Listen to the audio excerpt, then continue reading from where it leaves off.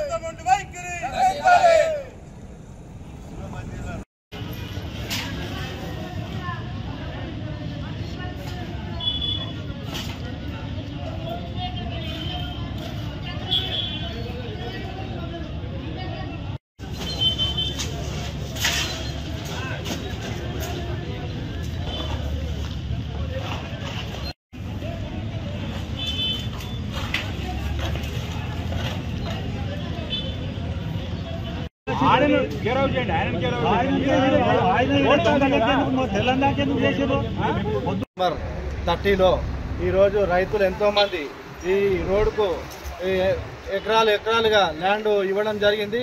ఆ రోజు ఈ రోడ్డు ఎంత డెవలప్ అయితే మీ రైతులు కూడా డెవలప్ అవుతారు అని చెప్పడం జరిగింది. ఆ రోజు గవర్నమెంట్ వాల్యుయేషన్ ప్రకారము 1,90,00,000 లెక్క వాల్యుయేషన్ కట్టించారు. ఆ రోజు ఏం చెప్పారు అంటే మీకు కూడా మిగిలిన 5 గుంటలు 10 గుంటలు మీకు కూడా కమర్షియల్ అయితే పెట్టుకోవచ్చు, మీరు ఎన్ని ఫ్లోర్లకైనా ఇవ్వగలుగుతామని చెప్పారు.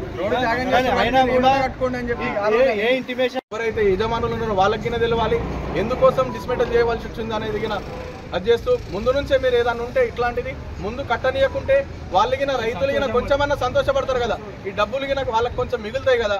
ముందే మీరు ఈ విధంగా మీరు ముందే కట్టకుండా ప్రయత్నం చేయండి. ఇట్లా కట్టిన తర్వాత 5-6 నెలలు కిరాయిలు వచ్చిన తర్వాత మీరు ఈ విధంగా చేయడం వాళ్ళు ఎంతవరకు వాళ్ళు బాధలు భరిస్తారు.